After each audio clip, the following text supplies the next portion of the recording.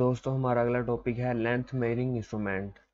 सबसे पहले है मीटर रूल। अब मीटर रूल आपके पास क्या होता है, आपने अपनी लाइफ में कई तरह के स्केल यूज किए होंगे लाइन लगाने के लिए। तो उस किसी का साइज छोटा होता था, किसी का साइज बड़ा होता था, तो क्या करता है उसके लेंथ वेरी करती रहती है। तो आपकी बुक में वो क्या कह रहा है, length is generally measured using a meter rule in laboratory. The smallest deviation on a meter scale is 1 millimetre. जो आपके पास जो मीटर रूल होता है आपके पास, उसके ऊपर जो छोटी से छोटी वैल्यू होती है वो कितनी होती है, 1 मिलीमीटर। यानी कि वो 1 मिलीमीटर तक ही किसी भी चीज़ को नाप सकता है या मैयर कर सकता है। इससे छोटी वैल्यू को वो मैयर नहीं कर सकता। तो जो छोटी से छोटी वैल्यू कोई भी मेजरिंग इंस्ट्रूमेंट मैयर कर सकता है वो क्या कहलाती है, उसका लीस्ट काउंट कहलाती है। इस मीटर रूल में देखिए, मीटर रूल में आपका लीस्ट काउंट कितना है, 1 मिलीमीटर आ रहा है। मतलब कि अगर तो किसी चीज की लेंथ 1 मिलीमीटर है तो वो क्या करेगा, मेजर कर लेगा। अगर इससे छोटी है, लाइक 0.7 मिलीमीटर है, 0.5 मिलीमीटर है, तो वो उसको मेजर नहीं कर सकेगा। आगे कह रहा है the smallest measurement that can be taken with a metre rule is 1 millimetre. वही बात, 1 millimetre is known as the least count of metre rule. तो 1 मिलीमीटर क्या कहलाएगा, आपका least count of metre rule. मतलब कि आपके मीटर रूल का लीस्ट काउंट कितना हुआ, 1 मिलीमीटर। तो लीस्ट काउंट की डेफिनेशन है, यहाँ से आपने स्टार्ट करनी है। Least count is the smallest measurement that can be taken accurately with an instrument. जी, तो बेसिकली आपके पास लीस्ट काउंट क्या होता है, छोटी से छोटी वैल्यू कोई भी इंस्ट्रूमेंट आपके पास, आपके पास वर्नियर कैलिपर है या कोई भी इसके पास आपके पास कोई इंस्ट्रूमेंट है, स्टॉप वॉच है, तो छोटी से छोटी वैल्यू जो वो चीज़ मेजर कर सकती है वो क्या कहलाएगा, उस चीज़ का लीस्ट काउंट कहलाएगा। आपने लीस्ट काउंट को याद रखना है, ये आगे आपके काम आएगा। अब इस तरह का आपने देखा होगा बच्चों, ये आपके पास स्केल होता है इस तरह का, आप इसी से आप लाइनें वगैरह भी लगाते हो।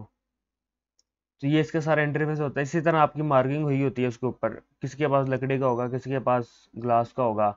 तो वो कह रहा है कि जब भी आपने ये सारा, मैं पैराग्राफ आपको यहाँ पे बताने लगा हूँ, जो कोई किसी भी चीज को आपने अगर मेजर करना है तो कहाँ पे रखना है, बिल्कुल इसकी लाइन के ऊपर रखना है, स्केल की इस लाइन के ऊपर रखना है, इस लाइन के ऊपर।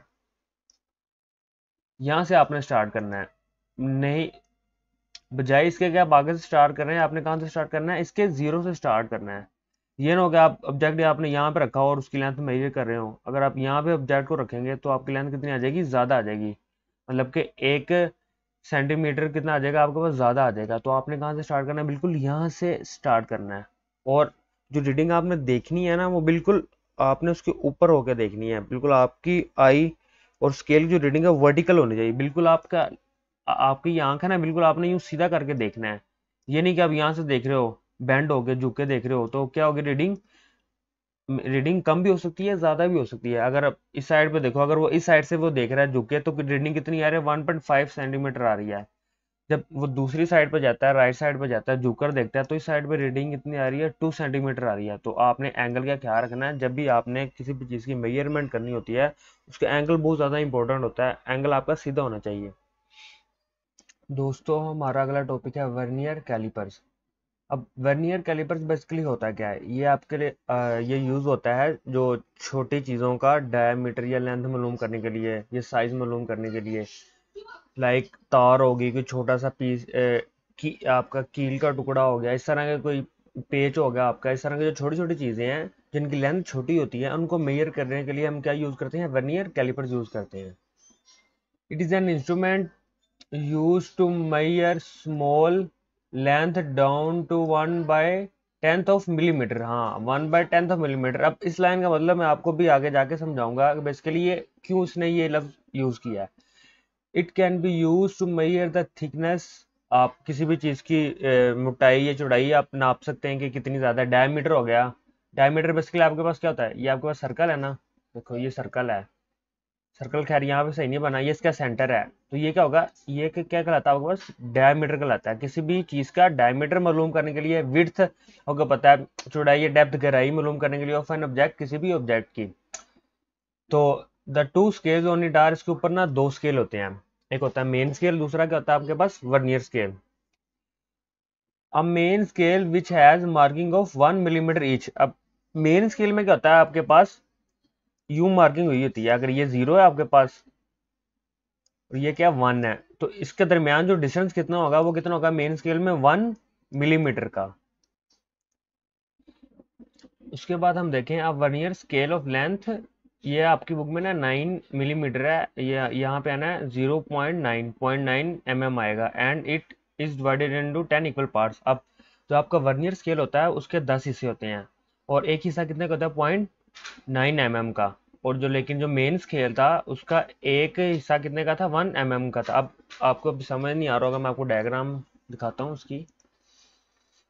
अब यहाँ पे देखें, ये रहा वर्नियर कैलिपर।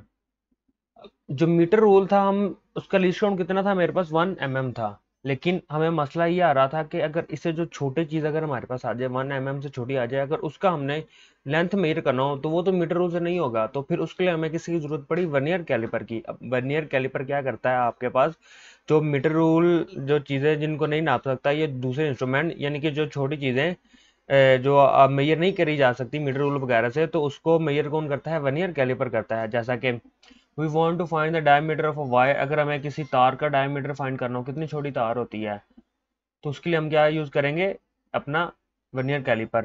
अब इसकी कंस्ट्रक्शन देख लें, किन किन चीज़ों पे मुश्तमिल है। It is use to measure the small length down 1/10 millimetre such as inner and outer diameter. ठीक है, ये अपनी डेफिनेशन आप यहाँ से भी कर सकते हैं, बुक वाली भी कर सकते हैं, दोनों में से आपको जो आसान लगे। इसके दो जाज होते हैं और दो स्केल होते हैं। जाज कौन से, ये देखो, एक ये जा लगा हुआ है और एक जा मेरा यहाँ पे लगा हुआ है, ये दो जा लगे हुए हैं आपके पास। ये क्या करते हैं, मूव होते हैं, आगे पीछे होते हैं, और इसके दरमियान हम कोई भी चीज़ रखते हैं, कोई जैसा कि गोल चीज़ होगी, किसी का अगर डायमीटर फाइंड करना है, गोल चीज़ यहाँ पे रख देंगे तो हमें क्या मिल जाएगा, उसका डायमीटर मिल जाएगा, फाइंड आउट हो जाएगा। उसके बाद जो हमारा वर्नियर स्केल, ये हमारा वर्नियर स्केल है, ये देखें ये वाला, ये मैं कह रहा था, इसके कितने हिस्से होते हैं आपके पास 10।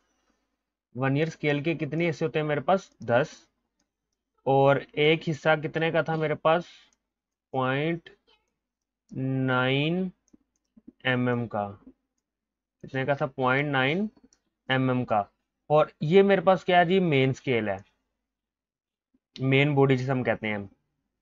अब इसमें जो आपका जो फासला है इसके दरमियान यहाँ से लेके यहाँ तक का, वो कितने का आता है 1 मिलीमीटर का।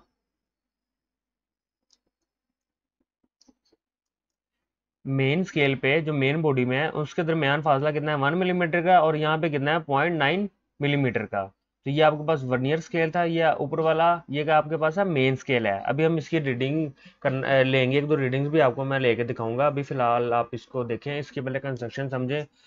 तो बस आपने मेन चीज़ इसमें ये याद रखनी है, इसके जाज को आप याद रखनी है, ये इसके जाज हैं, ये मेन स्केल है, ये मेन स्केल और ये वर्नियर स्केल है। क्या ये स्क्रू वगैरह लगे हुए हैं उसको तंग वगैरह करने के लिए, टाइट करने के लिए, ये यहाँ से आगे पीछे मूव करने के लिए, ये हम स्क्रू को हम ढीला या टाइट करेंगे तो क्या करेगा, वो आगे पीछे मूव करेगा।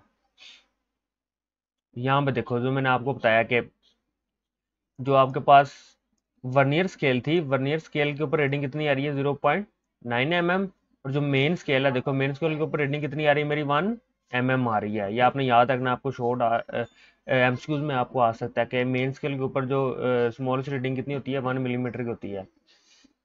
उसके बाद आ गया जी लीस्ट काउंट। अब वर्नियर कैलिपर का लीस्ट काउंट कैसे हम फाइंड करेंगे। वर्नियर कैलिपर का जो लीस्ट काउंट आता है वो आता है बेसिकली किसको माइनस करके, मेन स्केल का जो सबसे यानी आपके पास वैल्यू है स्मॉलेस्ट डिवीजन, उसमें से माइनस करके किसकी, वर्नियर स्केल की। अब वो किस तरह होगा, ये देखो, distance between 1 main scale division and 1 vernier scale division is called least count. तो हमने 1 मेन स्केल डिवीजन देखा था, कितने का होता था, मेन पे 1 का आता है, 1 मिलीमीटर का है, और वर्नियर स्केल पे कितना है 0.9 mm का है। तो लीस्ट काउंट का फॉर्मूला क्या है, मेन स्केल में से आप माइनस कर दो किसको, वर्नियर स्केल में से। 1 में से 0.9 के कितना आ गया 0.1 mm, तो लीस्ट काउंट कितना आ गया मेरे पास 0.1 mm लीस्ट काउंट आ गया, मतलब कि 0.1 मिलीमीटर आ गया है। अब ये अब आपको आपने समझना किस तरह आया है।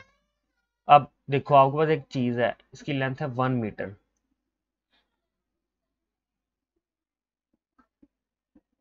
ठीक है, कितनी है 1 मीटर की। मतलब कि लीस्ट काउंट का मतलब यही होता है कि वो छोटी से छोटी चीज अब लीस्ट काउंट कम से कम कितनी लेंथ का मेजर कर सकता है, आपके पास कोई पेन आ जाता है, अब वो पेन की लंबाई है या आपने सॉरी चौड़ाई आपने मापनी है, उसका डायमीटर नापना है, उसका साइज नापना है, तो कम से कम वो कितना कुछ छोटा होना चाहिए, वो कितना छोटा होना चाहिए 0.1 mm का। आपको कोई पेन ना वायर है, उसके साइज कितना होना चाहिए 0.1 mm का। इससे छोटा होगा तो लीस्ट काउंट नहीं मेजर करेगा। जैसा कि यहाँ पे देखो मेन स्केल आपके पास ये आ रहा है, अब देखो ये मेन स्केल था और ये कितना आपके पास वर्नियर स्केल। अब आपने इस बात को समझना है, ये वर्नियर स्केल समझ लो आ गया, ये आ गया। अब जब इसके जा ये ऊपर वाला जाए ये नीचे वाला जाए, यहाँ पे क्या आएगा, पेन आएगा आपके पास, कोई भी चीज आ जाएगी। कम से कम की बात कर रहा हूँ, कम से कम वो इतना नाप सकता है। यहाँ पे आपको चीज रखें तो वो इसका फासला कितना होना चाहिए, कम से कम 0.9 सॉरी 0.1 mm का साइज होना चाहिए कम से कम। छोटा से छोटा जो आपका वर्नियर कैलिपर मेजर कर सकता है। जैसा कि यहाँ पे अगर हम कोई रखते हैं, यहाँ पे आपको चीज आप अटैच करते हैं, कोई वायर अटैच कर दें, सर्कुलर चीज अटैच कर दी। अब ये देखो ये ज्यादा है, ये 0.1 से कहीं ज्यादा है, लेकिन कम से कम कितना आएगा, ये जो स्केल है ना आपके पास ग्रीन वाला, ये यहाँ से आगे जा ही नहीं सकता। अब इसके अंदर कोई चीज आएगी ना, तो इससे आगे जा ही नहीं सकता।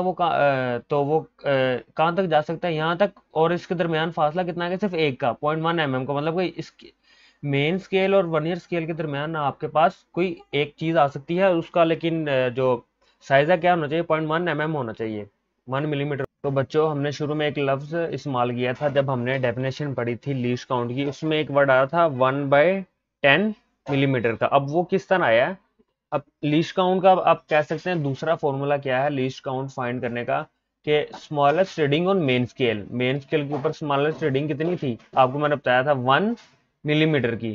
कितने की थी, 1 mm की थी।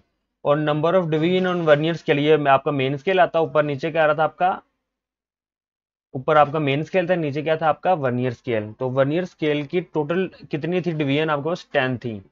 तो हम क्या करेंगे, लीस्ट काउंट किस तरह फाइंड कर सकते हैं कि स्मॉलेस्ट रीडिंग जो मेन स्केल के ऊपर आ रही है उसको डिवाइड कर दें number of division on vernier scale से, जो कितना है 10। 1 को 10 से डिवाइड करेंगे कितना आ गया 0.1 mm, और इसको सेंटीमीटर में करेंगे कितना आ जाएगा 0.01 सेंटीमीटर आ जाएगा आपके पास। तो ये आपका वो जो आपको मैंने डेफिनेशन में बताया था 1/10 का मतलब क्या है, वो ये है आपका बेसिकली वो लीस्ट काउंट है वो आपका।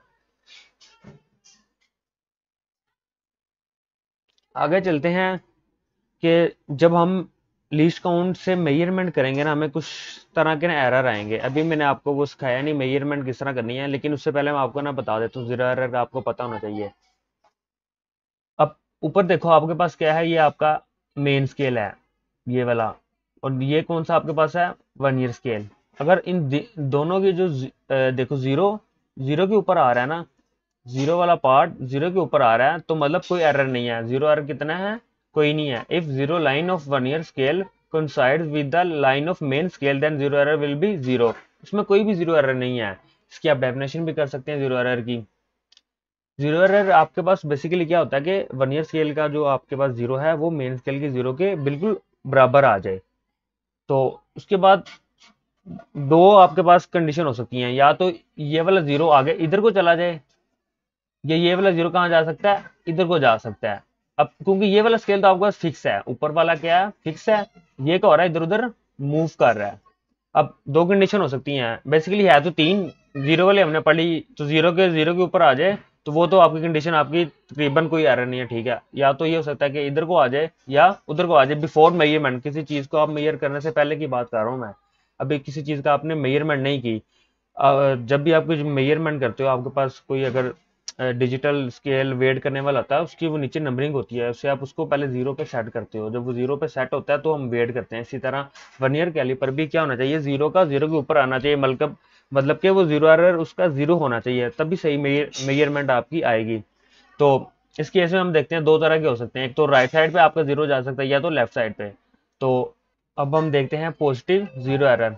पॉजिटिव जीरो एरर आपके पास क्या होता है, if the zero line of vernier scale is on the right to the zero line of main scale then the zero error will be positive. अगर आपका जो वर्नियर स्केल का मैंने आपको बताया है जीरो अगर राइट साइड पे आ जाए मेजरमेंट करते हुए, यानी कि बगैर मेजरमेंट करते हुए नहीं, बल्कि बगैर पहले मेजरमेंट के किसी भी चीज़ का आपको साइज लेने से पहले वर्नियर कैलिपर के थ्रू आपने पहले चेक करना है उसका एरर, पॉजिटिव जीरो एरर आ रहा है या नेगेटिव जीरो एरर आ रहा है।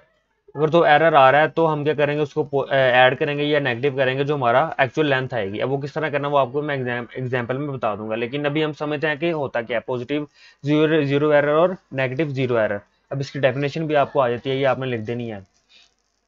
अगर राइट साइड पे वर्नियर स्केल का आपके पास जीरो राइट साइड पे आ जाए मेन स्केल के, तो क्या होगा एरर आपका पॉजिटिव जीरो एरर। तो इसको हम क्या करेंगे, माइनस करेंगे अपनी एक्चुअल वैल्यू में से, जितना आपका पास ये एरर आ रहा होगा। इस तरह मेरे पास है zero negative zero error.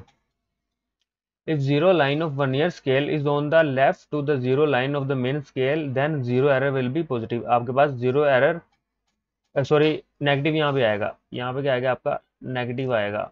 Negative कब होगा, अगर आपके पास जो वर्नियर स्केल का लेफ्ट साइड पे चला जाए जीरो, किसके मेन स्केल के रिस्पेक्टिव से।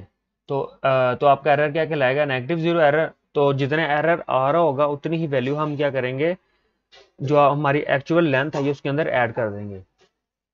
तो चलो यार इसकी ना एक एग्जांपल हम करके देखते हैं।